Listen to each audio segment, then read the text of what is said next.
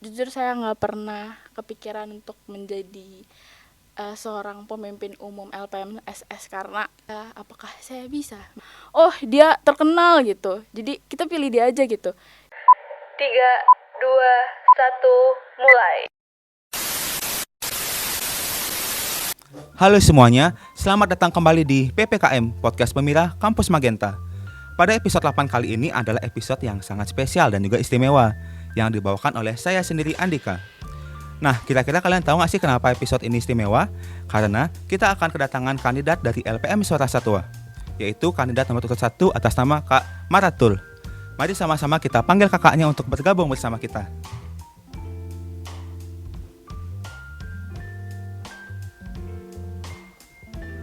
Halo Kak, gimana nih kabarnya Kak?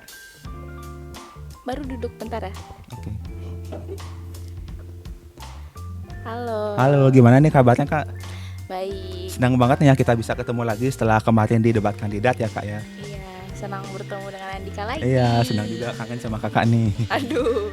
Nah, tanpa basa-basi lagi nih, pasti Sobat Magenta yang dengerin podcast kali ini udah gak sabar nih untuk tahu apa aja yang bakal kita bahas pada podcast episode 8 yang spesial ini. Nah, sebelum nanti saya lebih lanjut nanya-nanya tentang kakak dan apapun itu, boleh dong kenalan dulu Kak, karena kan ada pepatah tak kenal maka tak sayang. Kalau udah kenal, boleh dong sayang-sayang. Ayo deh Kak. Oke, perkenalkan nama saya Maratul Halimafia. Bisa dipanggil Via, tapi teman-teman di kampus lebih sering manggil Atul, pakai nama depan saya. Gitu. Nah, kalau boleh tahu nih Kak Atul tuh asalnya dari mana Kak aslinya? Saya asli Bogor. Oh, asli Bogor. Nggak sih, lahir dan besar di Bogor gitu. Oh, pas kuliah itu baru di sini Kak ya? Ya. Nah, kalau boleh tahu nih Kak, bisa dong di-spill Kak, kenapa sih Kakak memilih kuliah di Bali dan khususnya di FKH Unut ini Kak? Kenapa milih di FKH Bali? Dan di Unut Pertama juga. Karena waktu itu saya nyari FKH yang udah akreditasinya A, dan kebetulan FKH UDN ini udah masuk kategori A kan, gitu akreditasinya. Terus kedua di Pulau Bali. Iya. Kayak ya udah gitu. Seru bisa jalan-jalan gitu kayak ke pantai. Bisa jalan-jalan Bisa kan. jalan-jalan dan juga kampusnya udah A akreditasinya ya, FKH-nya. Oh iya.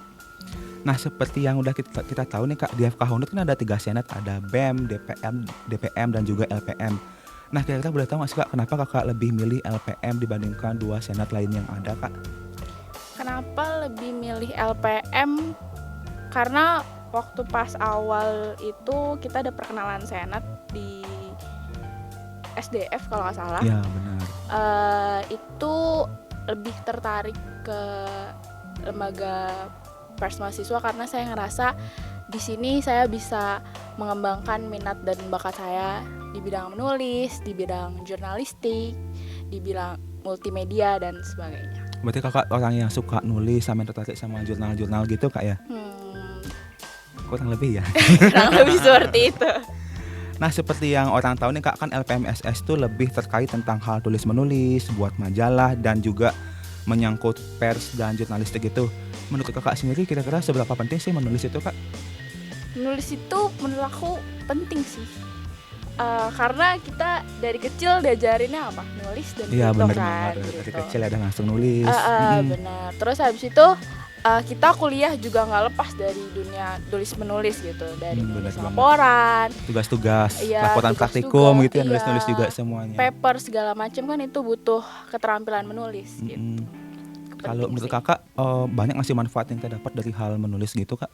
Banyak sih, banyak. Dari situ saya belajar banyak hal di menulis ini. Belajar tentang apa ya? Gimana mengolah kata yang baik, memparafrase, menggabungkan satu kalimat biar bagus dengan kalimatnya nyambung iya. gitu Kak ya. Oke Kak, mau nanya. Berarti kan sampai saat ini Kakak udah 2 tahun yang menjabat di LPMSS ya? Ya, betul. Kira-kira ada gak sih momen yang berharga banget sama Kakak dan momen yang gak bisa Kakak lupain selama 2 tahun menjabat nih Kak? Boleh dong diceritain dikit Kak. Apa ya? Banyak sih yang berkesan dari pertama kali masuk di LPMSS.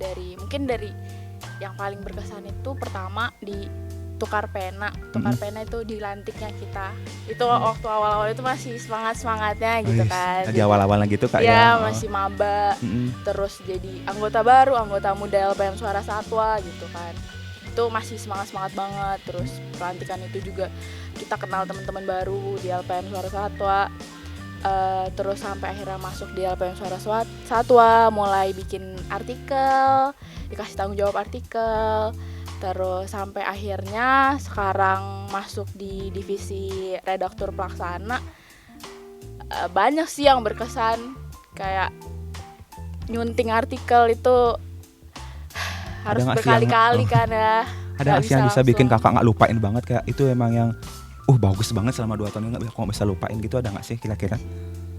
Mungkin itu sih paling berkesan itu yang waktu ngerasain feel-nya waktu itu kan belum pandemi gitu. Tukar penanya tuh waktu itu masih secara offline, bisa ngumpul bareng-bareng.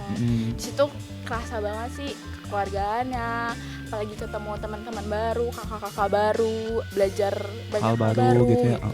Banyak banget nih pengalaman kakak ternyata yang kakak nggak bisa lupain ya dan berkesan banget. Nah, kira-kira kakak nyangka nggak sih kalau sampai detik ini kakak bisa berdiri di sini sebagai calon kandidat pemimpin umum LPMSS, Kak? Bisa nyangka nggak sih Kak kira-kira? Ada bayangan nggak sih ke depannya aku harus gimana gitu? Ada bayangan nggak kira-kira? Nggak sih. Jujur saya nggak pernah kepikiran untuk menjadi seorang pemimpin umum LPMSS karena nama lembaga pers mahasiswa Suara Satwa nih besar banget dan tanggung jawabnya luar biasa ya. Jadi saya ngerasa kayak nggak nyangka gitu. Iya, apakah saya bisa menjadi? Harus bisa Kak. Nah, kira-kira motivasi apa sih yang mendorong kakak hingga berani maju nih sebagai kandidat, Kak? Pertama, dukungan teman-teman sih gitu. Dukungan teman-teman dari awal di lembaga pers mahasiswa ini sampai sekarang gitu, bisa kayak mereka mensupport gitu musyawarah, kakak ya? Dari banyak hal yang kita lakuin sampai musyawarah kemarin buat milih kandidat gitu. Gitu sih. Peran teman-teman penting banget ya Kak ya. Sama keluarga penting banget sih. Keluarga juga sih yang paling utama banget. Nah, kira-kira apa aja sih yang udah kakak siapin dari sampai sekarang Kak? Sampai sekarang jadi kandidat, apa aja sih yang udah kakak siapin? Persiapan apa nih untuk menjadi pemimpin umum? Iya, apa aja sih kakak siapin sebagai kandidat tuh apa aja gitu? Mungkin mental atau udah ada nyiapin nanti aku bakal gini deh nanti kalau udah kepilih gitu. Lebih ke menyiapkan fisik dan mental sih ya, semuanya kan harus dihadepin gitu, kita nggak pernah tahu apa yang akan terjadi ke depannya jadi kayak ya harus dihadepin gitu. Terus kita butuh apa ya, keberanian gitu. Bener, karena tanggung jawabnya besar nanti ke depannya. Iya benar sih kayak gitu. Nah, saat kakak menjadi calon kandidat kan pasti kakak udah buat visi misi nih. Kira-kira kakak yakin nggak sih visi misi kakak tuh bakal memajukan FKH ini Kak? Ya harus yakin. Harus yakin ya. Karena sudah dibuat jadi harus dijalanin Kak ya. Bener. Kan di misi kakak yang pertama nih yang udah kesebar tuh kakak menyebut mengenai mempererat kekeluargaan baik dalam internal LPMSS maupun mahasiswa FKH. Nah, kira-kira kakak gimana sih cara melakukan hal tersebut Kak sehingga bisa tercapai? Mempererat kekeluargaan kemarin juga disinggung di debat. Ya, mungkin bisa diulang lagi Kak biar sobat-sobat Magenta yang dengar ini makin lebih ingat dia semuanya Kak. Lebih ke pertama, kalau internal mungkin kita bakal lebih sering kumpul-kumpul, apalagi kan sekarang udah masa peralihan ya dari online ke offline gitu. Udah mulai banyak juga yang datang ke Bali ke sini. Mungkin dari hal-hal kecil kayak nyunting-nyunting artikel, mungkin bisa kumpul-kumpul nih, apalagi kan sebentar lagi mau terbit majalah baru gitu. Jadi kayak yang ayo nih sunting bareng-bareng, kita telaah bareng-bareng artikelnya kurang di mana sih gitu, butuh apa. Itu mungkin untuk internal ya. Kalau misalkan eksternalnya di luar LPMSS di sekitar FK Udayana, ya kita membangun relasi sebaik-baiknya sih gitu. Jangan sampai ada hal yang kurang enak didengar gitu. Apalagi nama LPMSS kan udah baik gitu. Tapi tetap dengan cara tetap menjaga nama baik gitu Kak ya, sekaligus bangun relasi ya Kak ya. Wih, keren banget ya Kak. Terus lanjut ke pertanyaan berikutnya ya. menurut kakak itu pemimpin yang layak itu yang gimana kak ya? Yang berwibawa, tegas, serta dikagumi banyak orang, atau lebih ke pemimpin yang mudah memberikan rasa nyaman ke orang-orang? Atau keduanya itu deh kak, gimana menurut kakak nih? Keduanya sih, tapi untuk dikenal di kalangan masyarakat menurutku itu bukan sesuatu yang paling utama gitu, harus ada kayak buat apa kita dikenal tapi kita nggak punya rasa tanggung jawab dan kredibilitas yang baik gitu. Benar. Pengalaman yang kayak hal-hal pengalaman kayak gitu tuh harusnya bisa jadi pelajaran. Jangan cuma dia terkenal gitu, jadi kita pilih dia aja gitu. Jangan kayak gitu, kamu harus lihat seluk beluknya gitu. Menurutku pemimpin yang baik adalah pemimpin yang bisa berada di depan dan berada di belakang menurut aku. Berarti nggak cuma terkenal aja kak ya, terus punya kredibilitas, tanggung jawab yang besar juga kan? Iya, ketika dia di depan dia tuh bisa jadi contoh buat teman-teman yang lainnya. Dan ketika di belakang dia bisa menjaga teman-temannya, bisa mengayomi teman-temannya. Menurutku itu sih. Oke, mantap banget nih jawabannya, kakak udah menceritakan sebuah pemimpin banget nih ya. Nah, kalau andai kata nih kak, nanti kakak terpilih jadi the next of PU LPM Suara Satwa. Nah, kira-kira apa sih langkah awal yang kakak lakukan dalam awal banget kakak mengemban tugasnya itu kak? Langkah awal ketika terpilih, introspeksi dulu. Habis itu buat kepengurusan, susunan kepengurusan yang kira-kiranya kita bisa saling bahu-membahu untuk memajukan Suara Satwa lebih baik lagi. Gitu. Oke kak, karena waktunya sudah habis nih kak, padahal kita lagi seru-serunya banget bincang-bincang nih kak ya. Nah, lain kali kalau ada kesempatan mari kita bincang-bincang lagi nih kak ya. Boleh kan ya? Boleh. Mungkin kakak ada ngasih kalimat penutup nih kak buat Sobat Magenta yang lagi nonton podcast kita ini kak. Penutupnya apa ya? Siapapun yang terpilih nantinya, karena sebentar lagi udah mau masuk pemilihan gitu, pilihlah dengan bijak, dicari yang menurut kalian pengen LPM Suara Satu itu seperti apa gitu. Mungkin kalian ngelihat di kandidat 1 seperti apa, kalau nggak ada mungkin bisa dilihat di kandidat 2-nya atau sebaliknya.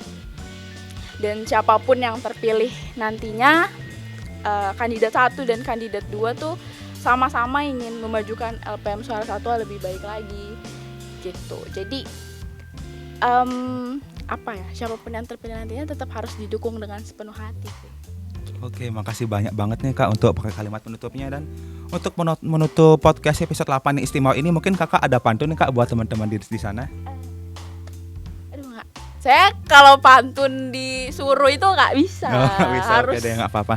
Itu. Oke, makasih banyak banget ya kak ya sudah mau bersama saya mengisi podcast episode yang spesial ini. Dan jangan lupa bagi Sobat Pemira yang nonton podcast kita, jangan lupa follow IG Komisi Pemira FKH dan tetap majukan FKH Pemira. Dan tetap majukan Pemira FKH 2022. Dadah.